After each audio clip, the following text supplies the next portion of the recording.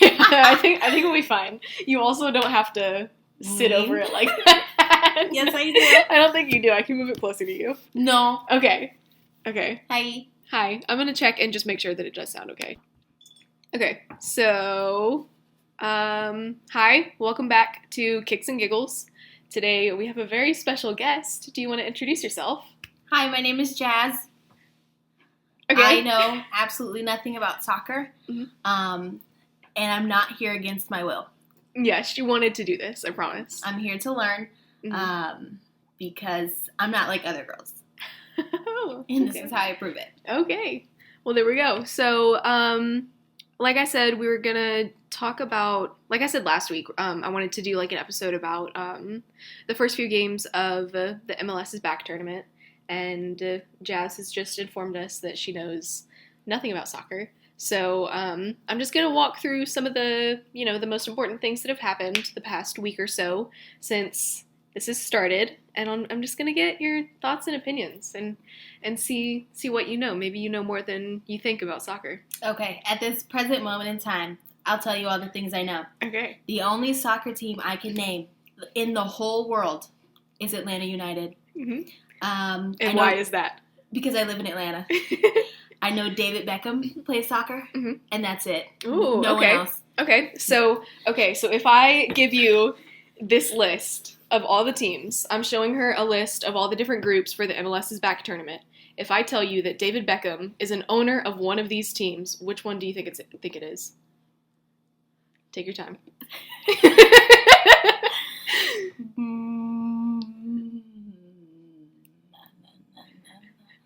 I'm going to go with Cincinnati. Ooh, nope. San Jose. Nope. One more. Toronto. Nope. Inter Miami. Whatever. Okay. That's absolutely fine, David Beckham. Okay, and then just one more question. If I told you that he played for one of these teams, You would be lying. No, I would not. I would not. He played for one of these teams. Which team do you think it was? I think Do you want a hint?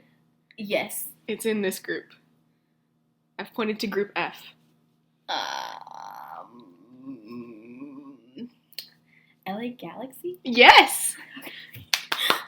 I'm very proud of you. Why did you pick that one? Because this is the longest. This is the longest answer. Yeah. If I had written out the full names for these teams, it wouldn't have been the longest answer because this is short for Houston Dynamo and this is short for Portland Timbers because they're lumberjacks. And Dynamo comes from what? I don't know. Got it. Yeah. Got it. Yeah. Dynamite, maybe? I hope so. Mm-hmm. Sure. That's actually a pretty good transition because Inter Miami, the team that David Beckham is an owner of, was the first match of the tournament against Orlando City. And I think, I don't know, it was not a good game, but it happened. But before the game, it was, like I said, the first match of the tournament. And so what they're doing is they have all of the teams, pretty much every player for each team is in this bubble in Orlando at the ESPN Wide World of Sports. So it's a real place, I promise. I think they do school tournaments there. I don't know. Okay. But now these professional men are living there for the next couple weeks. Okay. Do you think I could live there too, maybe? You know what I just got reminded of? What? Do you remember the last time I saw you and we were in the other room and you showed me a picture of that guy? Joseph Martinez? Did he play soccer? Yes. Is he there? No. Okay. Because he's hurt. He plays. Yeah, he plays for Atlanta United, but he's hurt, so he's still in Atlanta. He's still. That's even better. I don't have to go anywhere. Okay. I don't have to go anywhere. Okay, that's good to know. But yeah, so they're in a unique situation because they have everybody in the league in the same place. So a couple days before the tournament started, they announced like the creation of the Black Players for Change. So it's all of the Black players in Major League Soccer. They came together for this coalition and they started planning kind of like a protest for them to do the night of the first match. So before the Inter Miami Orlando game, all of the Black players marched onto the field while the guys like on the actual teams were like in the middle. I should probably show you a picture or a video or something, but no, I love the visuals. Yeah, I'll paint the picture with words. Yes.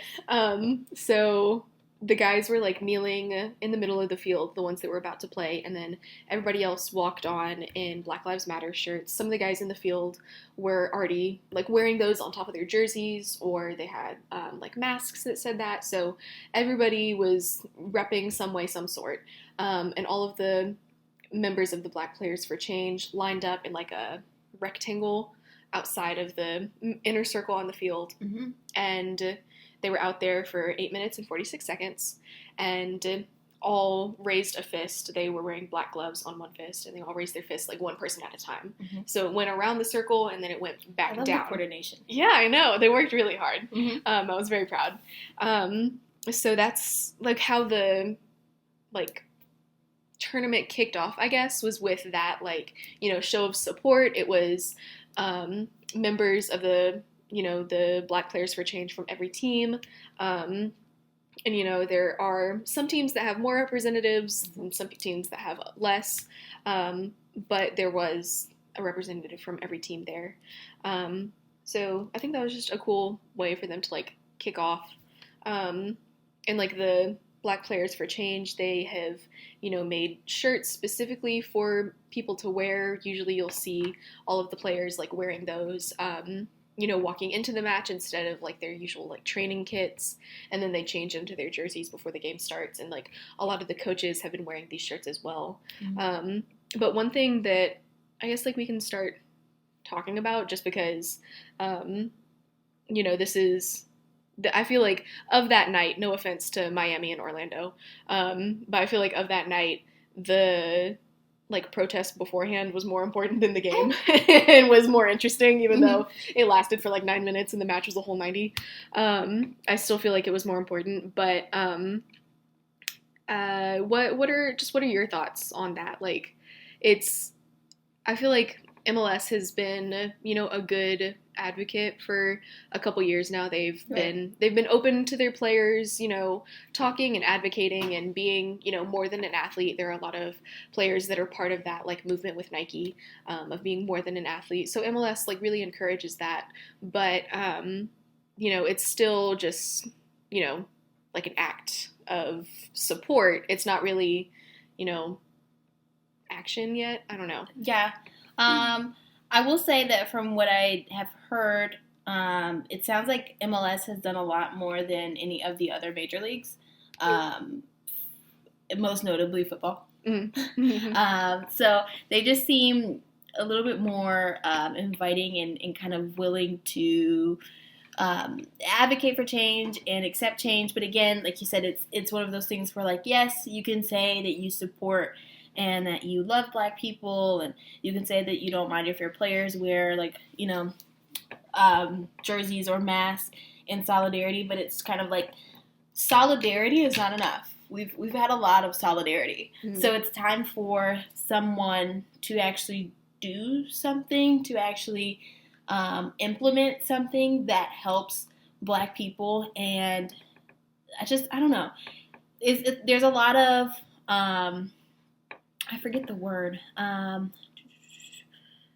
Slacktivists. There's a lot of people who are doing, who are protesting and posting their little black boxes and all of that kind of stuff, just to be a part of like the majority instead of looking like someone who's not in support, when really it's just kind of like an act. So I'm just curious to know, like, what are the intentions really of the MLS? Because it's, like you said, it's one thing to say something and it's another thing to do it. I feel like a lot of this is, especially by bigger countries, or not countries, bigger companies, it's kind of performative in some ways, because, I don't know, it's just this movement has been going on for a long time, and they're just now doing something about it. Yeah, you're just now saying something. You're just now orchestrating something on the field before a game when we've had plenty of people that you could have done that for, that you could have had a demonstration for, that you could have posted on your Instagram, the official, like, MLS Instagram about this. Mm-hmm. But you didn't. Like, there's, I don't know. Yeah. They have been, like, again, as the movement has, like, gained traction and more people have talked about it, pretty much every team, as far as I know, has made statements, has said that they're working, they have been working, and they will continue to work. They realize that it's not just, like, a one-time thing, and they're recognizing that. And so I guess, like, the statements have been made, so it's just a matter of time for us to, like, see if they, you know, really act on them, if they're, you know, good for it in the end. So we'll see. What do you want me to say? Scratchy's lighting up. Okay. That's really good. That's really good. Thank you for that. I wish this were a video podcast.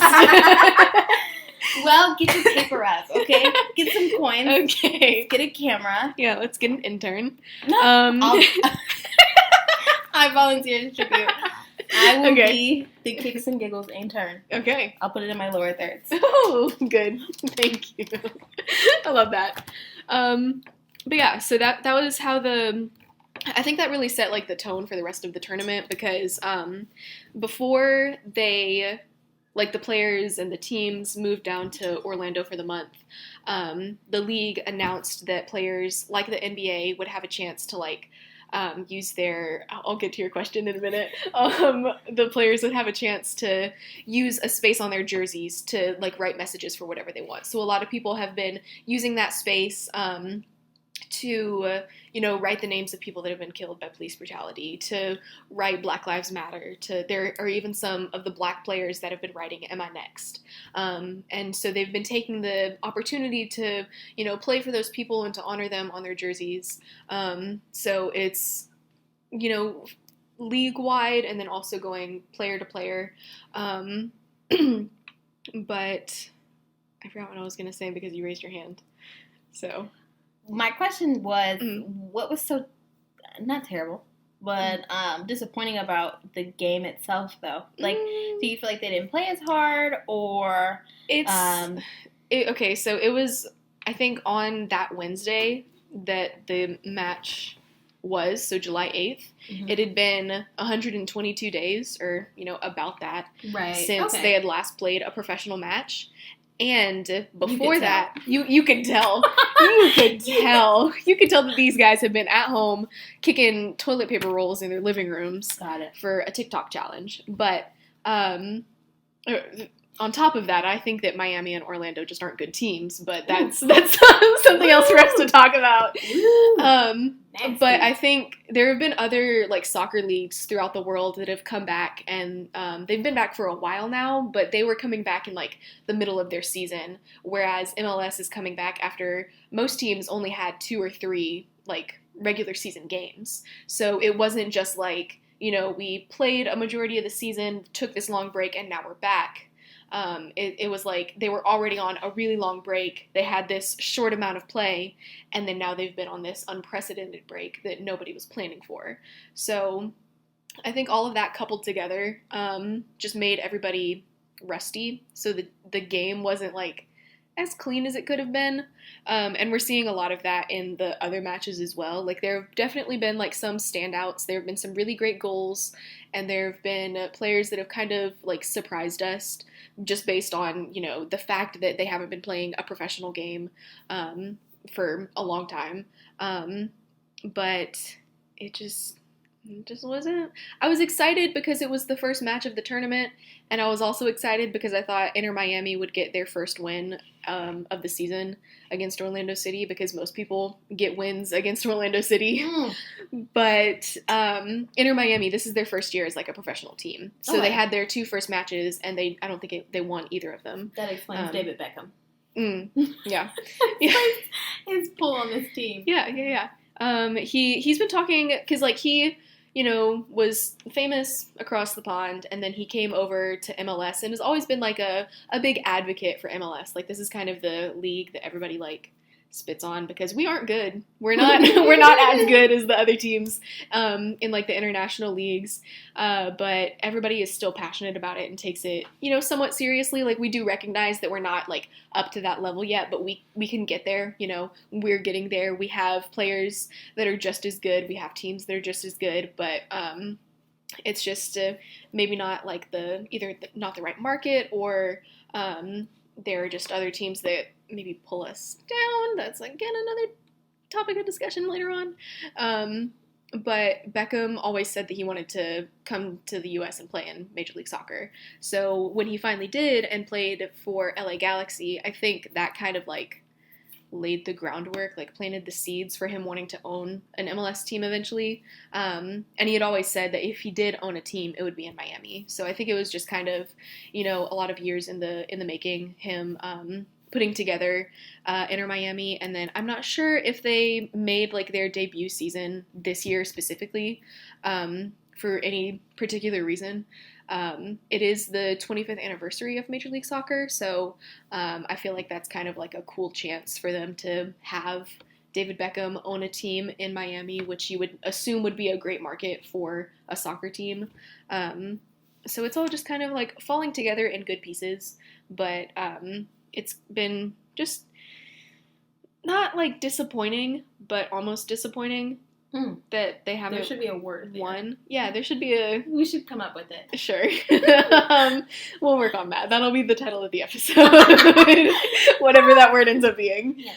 But yeah, I think it was a chance for us to get excited about the prospect of Inter Miami winning, and then they didn't. But I don't think anybody expected Orlando to win either. I think a lot of people thought that this was just going to end in like a tie or something. So we ended with Orlando 2, Miami 1, but 2 goals? Yes. Jesus. Why? Only 2? Only 2, yeah. Oh, There you go. Get ready, because there are some games that have less than that. So next, I do want to talk about the Philadelphia game. You and I just discussed that I've been spelling Philadelphia wrong all these years, and the reason I learned about that is because I was typing out the script for my last episode, where I pitted all of the teams against each other based on their kits, like their jerseys, because, like I said, like they haven't played in months, so it would be kind of unfair to judge them based on past performance, because we didn't know how any of them were going to play coming into this. So I judged them based on how much I liked their jerseys. Yeah. Yeah. Because we know for sure that they were not at home playing soccer. Yeah. This was like Christmas break 2.0. Mm-hmm. Yeah. A lot of them have kids. Some of them have had to... Doggies. Some of them have doggies. Some of them have been, dealing with the fact that their job was on hold for so long. And then also coronavirus. And coronavirus, yeah. It's affected everybody in lots of different ways. So, I mean, didn't expect any of them to come back, super duper awesome at this, but or super duper fit. Yeah. It's quarantine 15. Mm-hmm. Yeah, and we've been seeing that some. So, with the next match, this was the first one that was at 9 a.m. and I commend... In the morning? In the morning, yes ma'am. I commend anybody that got up and watched it. I tried to, but it wasn't on any of the channels that I have, so I went back to sleep. But it was Philadelphia versus NYCFC, and Philadelphia had, I think, the coolest, tribute to the Black Lives Matter movement of the entire tournament so far. All of the players came out in those Black Lives Matter shirts that I told you about that the league had organized, and then so they took the team picture before the match, kneeling with those shirts on, and then they took them off. I saw that. Turned around, and then it was they're on the back of their jerseys, instead of their own names, it was the names of people who have been killed by police brutality. So I thought that was just really touching. I shed a couple tears watching that, not gonna lie. When you're laying down in bed and one single tear just comes out of the eye. Yeah. That happened to me. So I think that was really cool, and Philadelphia has one of the maybe most political athletes in MLS. I don't want to give him like that name in particular, but he's always been one to like speak out on stuff. Alejandro Bedoya, he is the captain, and he had a really cool like captain armband that like they have captains in soccer. They have captains in soccer, yes. It's somebody that has to lead the team on the field. Stop laughing. It just sounds like something for little kids. I'm team captain, so you have to do what I say. You have to listen to me. If I tell you to go somewhere, you gotta do it. Do they have plays in soccer? Yeah. They have football does? Okay. Yeah, they set up a certain way. So like the way that the team like kind of how they like arrange the players, that dictates the kind of plays that they can like execute in a game. Mm-hmm. Full disclaimer, I have watched my fiance play indoor soccer for approximately 2 years, and I know nothing still. So. Yeah, well, you're learning today, and that's the best we can do. So. Yes, there are plays and there are captains, and a lot of the captains have made special armbands for this tournament specifically. A lot of them paying tribute to. Paying tribute to. That's the name of the episode. Playing tribute. Thank you, Katniss. But a lot of them have paid tribute to Black Lives Matter and the victims of coronavirus with their captain armbands. So I think it's been cool. Captain armband. Because they have to specify who on the team is the captain. That's what the band is for? Yes. I thought that was just like a sweatband. No, ma'am. It's something that goes like on the like cheek of their arm. Yeah. I thought it was a sweatband. Leave them alone. Leave them alone. I'm not going to have you on again if you just make fun of them. Anyway, Alejandro Bedoya, who I think is one of the most sexiest, politically involved players in Major League Soccer, he, I'm not sure if like he was behind like the organization of Philadelphia's little, like show of support, but I just think it was cool that it was his team that was the first one to do such a like personal like one team only kind of. No one wants to go after that. No one wants to do this. And nobody really has. Nobody really has. I haven't been disappointed because I wasn't really expecting other teams to do stuff like that. I wasn't expecting Philadelphia to do something like that. But since that match, there haven't really been many like team-wide or like starting 11-wide protests, quote unquote, like that. So maybe we will see more in the coming days. Maybe we won't. Who knows? But before every match, the players take the field and they do take a knee in honor of the movement. And in other countries, they've also been like grouping in that as like being a tribute to victims of coronavirus. So I don't know if MLS is doing that as well. They haven't said that they are. They've really just been focusing on the Black Lives Matter aspect of it. But they are taking a knee before every match, and then they get up and, start playing. So is everyone taking a knee? Everyone's taking a knee, yeah. Okay. Mm-hmm. Yeah, everybody. Some people raise a fist, some people don't. But for the most part, everybody takes a knee. So yeah, that was the Philadelphia game.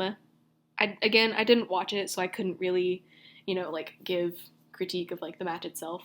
But Philadelphia won 1-0. So if you were upset with the final score of the first game being 2-1, this was 1-0. I just can't imagine running around for 90 minutes. Mm-hmm. 90 minutes. Mm-hmm. And we score one time. Yeah. It just makes that one more time all that more special. We get a goal one time. Uh-huh. Yeah. Oh, it happens. That should be a rule. After the first half, if you only got one and the other team got 0, you cut your losses. Cut your losses. That's it. I'm going to keep running. Mm-hmm. Yeah, they run a lot. I don't know. I don't want to, go through match by match, I guess, because some of them really weren't that interesting, and some of them I just didn't watch, so I can't give, That's fair. Good stuff for us to talk about. I do want to mention the first coach to do anything particular, Thierry Henry. He is a big name in the world of soccer. He kneeled at the beginning of his team's match for 8 minutes and 46 seconds, which I thought was cool. God bless him for kneeling on the field in jeans in Orlando, Florida heat. I was just going to say he's got some good knees, because I couldn't do it. Yeah. And then his team ended up losing, so. Oh, well. Cut your losses. Yep. You did your best. Yep. And that's what matters. Yes, it is what matters, exactly. Okay. This game ended 0-0, so we're not going to talk about it. Do you want to talk about the Atlanta United game? Yes, ma'am. I don't, because we lost. I want to talk about, here and officially, how you never took me to an Atlanta United game with you. Jazz, there's a pandemic going on. There's no live games. I asked you, I said to you, Alicia, I would love to go see one of your favorite sports with you. Mm-hmm. It would be for you. It's not for me at all. I want to do this for you. Mm-hmm. And you said yes. And what happened? Nothing. The season got canceled. And it was not my fault at all whatsoever. Take your time. Mm-hmm. Let me know.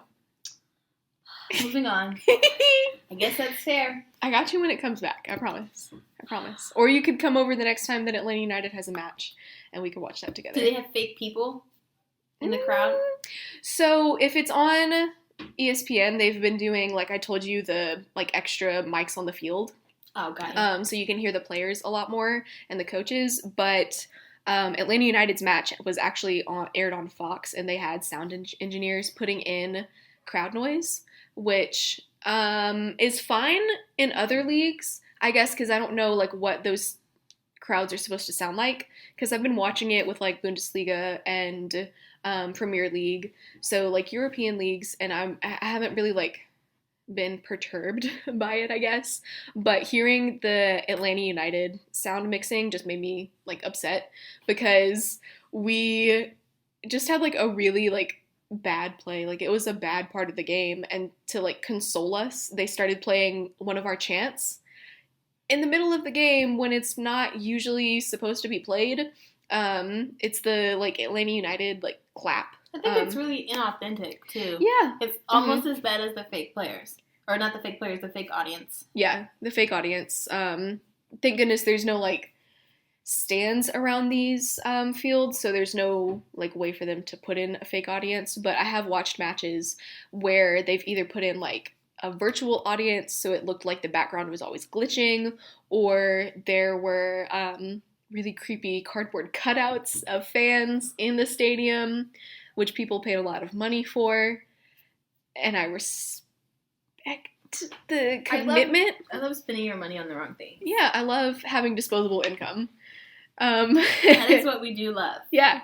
So it was weird for me watching the Atlanta United game, and I think it's kind of like what you said. It felt inauthentic, and just reminded us of, me especially, some other Atlanta United fans can probably agree, just reminded us that, we're in a new situation. We're not going to be able to see these games in person for a long time. We're not going to be there doing those chants for a long time. But in the meantime, I think it would be worth their while if they at least learned that the Viking clap goes at the end of the match, at the end of each half, not in the middle. They have somebody like me doing it. Yeah. They're just oh, this looks cute. Yeah. Put that there. Yep. Yes. Mm-hmm. Yeah. More reasons why this video, or why this podcast should also be video. Yeah.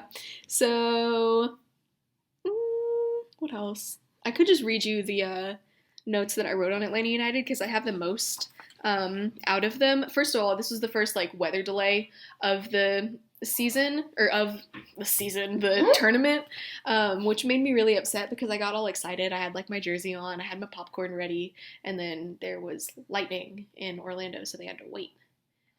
And we just had to wait. We just had to sit there. But there was a rainbow on the field, and so I drew a pretty little rainbow in my book. Yay! Yeah! So that happened. And I feel like that's where it started to go downhill, because, like I said, we lost the match, and this is against the New York Red Bulls, so they're one of our quote-unquote rivals. I feel like I say that about a lot of teams in the league just because either we play better than them and they hate us for it, or they play better than us and we hate them for it. And I feel like the Red Bulls are one of those teams where they play better than us and we hate them for it. But we've always beaten them in the postseason. So, like, when it really matters, we can win, like, we can play good. But when it's something like this, we just don't know what we're doing.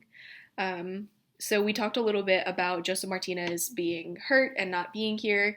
He's in Atlanta, not in Orlando. So a lot of people have been talking about, like, who's going to replace Joseph, which I think is kind of selling the rest of the team short. Right. But at the same time, like, it's a genuine question. Who's going to step up? Joseph. Who's going to, like, not just in, like, on the field, but in, like, energy, because we need someone who can score goals, and Joseph can score goals, and nobody else on the field can really do that. They can assist in goals, they can block goals, they can run good. He's a shining star. They can pass well, yeah, but Joseph is the one that'll, like, really, like, finish the play and, you know, get the ball into the net. So that is something that we are missing, and we felt that very sorely on Saturday. What else? I wrote down in this, so they are playing in Orlando in, like, god-awful heat, and a lot of these players aren't used to this, and again, like, we're coming off a pandemic break, so that a lot of them are maybe out of shape, so they're having, like, water breaks in each half, and I'm boring you because you're yawning. No. I've been awake for a long time. Please tell me more about their water breaks. Their water breaks, they've started doing commercials in the water breaks, and I don't like that. And then you know what else they've started doing, which is maybe the most awkward part of this entire tournament? After the water breaks, they make the coaches put on a headset and talk to the people in the studio. And you want to know what happened to one of the coaches last night? Just because they don't really have the chance to do this when they're, like, in the stadium. You know, like, it's a good idea in theory, like, oh, we have access to these coaches that we don't normally have, let's get their opinion during the game. But it comes off very awkward and, like, intrusive, because, like, they're supposed to be doing their job. You know, if I'm making calls at the Welcome Center and you try to interview me about something, I'm going to be like, hey, get out of my cubicle. So I respect the coaches for being, like, kind of, like, for humoring the people in the studio. But you want to know what happened to somebody yesterday? What? His team got scored on while they were doing his little interview. Because he wasn't able to coach. Yeah. He wasn't able to do his job. Oh, was that not the game? What was this? The game that you told me the assistant coach was coaching? Is that not this week? I don't think so. Okay. What was that?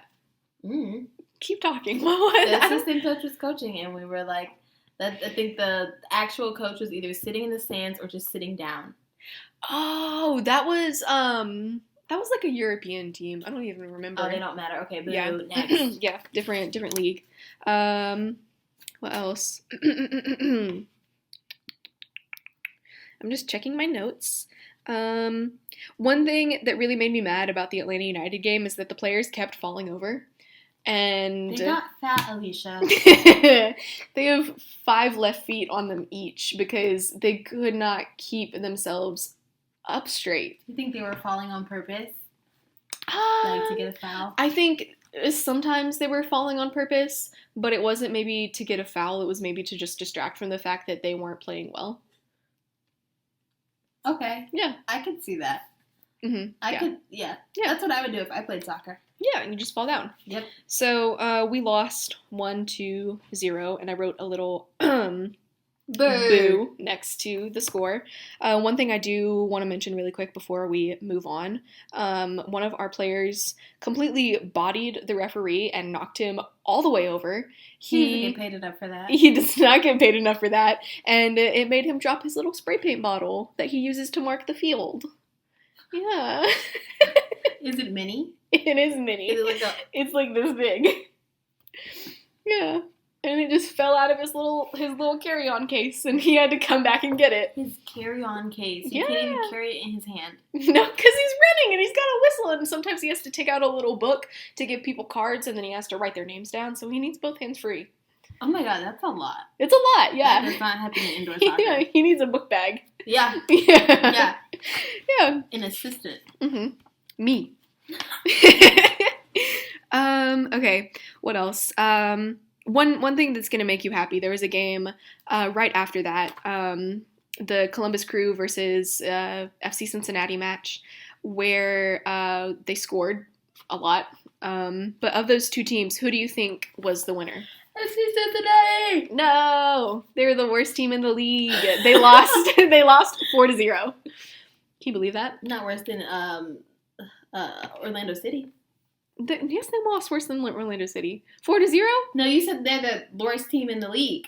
They are the lowest team in the league, but I just dislike Orlando City more. Oh, okay, yeah. There are some players on FC Cincinnati that came from Atlanta United, so I can't really talk smack about them as much as I can about Orlando City because they're like genuinely like our biggest rival. Got it. Yeah. Moving on.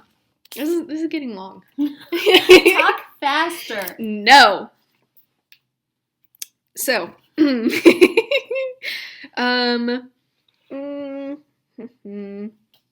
Take your time. Yeah. Yeah, thank you. She said, duh, I will. I sure will. Thank you for giving me this space. This is my podcast. We go at my pace. Okay. Oh, there is one player. I can't remember what team he's on. But it was one of the players in the Colorado Rapids and Real Salt Lake game, maybe? I was going to say that he has the best hair in the league because it's just like 10 times bigger than his head. So when he like headbutts the ball, I don't think it even like makes contact with like skull because there's just so much hair. And what you need to know is that he's not only the guy with the best hair in the league, he's also the smartest. He's an intellectual because he doesn't want brain damage when he's 75 years old. Yeah. He wants his noggin to be functioning perfectly, which is why he's got his hair 10 times bigger than his head so that when he does headbutt the ball, it's hitting his hair. Yeah, he's got that extra little bit of cushion. Exactly. Yeah, it's insurance. Yes, ma'am. There you go. Okay, and then one last thing that I want to talk about is the fight that I was telling you about that happened today. So again, I think the most interesting stuff that happens in this tournament... It was not the game, first of all. And second of all, most interesting stuff happens at 9 in the morning with the games that barely anybody watches because... First, there was the Philadelphia game with the really cool, tribute to Black Lives Matter. And then this morning with DC United and Toronto FC, they literally got into like a screaming match on the field. And I thought it was really great. I was a big fan of it. I don't have that kind of energy at 9 a.m. Yeah, after playing, they wake up like before dawn, have breakfast, start getting ready, start training. Eat? Yeah. I wouldn't. Why not? Like, when I get to the gym, I don't eat before. Well, athletes are different. Yeah. Yeah. I think they have to. I think they have very, very fine protocols that they have to follow. I cannot believe they eat. Yeah, they eat. But it's, like, well enough before the game that it's not, like, sloshing around in their belly. Sloshing around in their belly. Yeah. That's also the name of this episode. What was the first name? I've already forgotten. I'm not sure, but it's that. Playing tribute / sloshing around in their belly. Oh, okay. It's both of those. Should I rename the podcast to Sloshing Around? Yes, ma'am. Do that effective immediately. Okay, Shelby, I have a new design for you. If you're listening. So yeah, the players, they got into a little fight after the match. So not only did they wake up before dawn, have their breakfast, train, and then play a full game in Orlando, Florida heat. They did 4 things I wouldn't do this day. Like all before before like 11 a.m. Yep. Mm-hmm. Yep. They got into a little fight. They got into a tiff. And I don't totally know why. I was looking on Twitter and some people have said, like, they've pointed out, like, what players specifically were, like, beefing with each other and then who was, like, trying to hold who back. But because I didn't see most of that myself, I'm not going to just drop names. Yeah. But for the most part, people are saying that they were yelling at each other because of coronavirus and because of the... Don't laugh! People are sick! But they were yelling at each other because of the pandemic. Like, this is like the second or third time that this match specifically had been rescheduled. It was supposed to play yesterday morning at 9 a.m., but one of the players on at first they had said a player on each team had tested positive, so they had to postpone the match, and then they came back as false positives, like the players got negative tests. And so I don't know if that was what started the fight. Maybe they just saw somebody eating community chips or something. I really don't know what was the correlation, but the quote specifically is that they were yelling that there's a pandemic going on. So we shouldn't be fighting because there's a pandemic. So there's bigger things to worry about. There are bigger things to worry about. That exactly. Like doing your job well. So my mom just pulled in into the garage, so we're gonna go ahead and clock out. And that was the last match that's been played so far. So, Jazz, thank you so much for being here. Thank you so much for having me on. Recap really, really quick what you've learned about soccer in your time today. They do a lot of things I wouldn't do, starting with waking up before dawn and having breakfast. David Beckham owns part of the Inter Miami team. MLS kind of sucks, but they kind of don't. Mm-hmm. You know, not the best, not the worst. Mm-hmm. So we got cut off a little bit at the end of our episode, and I just wanted to come in and wrap it up really quick. I want to thank Jazz for being on and for being willing to listen to me bumble through my MLS's back recap. Thank you guys so much for listening. I know this was a way longer episode than I've been doing, but it was just too much fun with Jazz on, so I hope you guys enjoyed. Make sure you subscribe to the YouTube channel, like the video, and then you can follow me on my socials down in the description box below. And I want to just formally apologize to all of the Atlanta United fans because I think all of the trash that I talked in this episode is what jinxed us on Thursday, which I will be talking about in my episode next week. So stay tuned. Thank you so much and have a great day.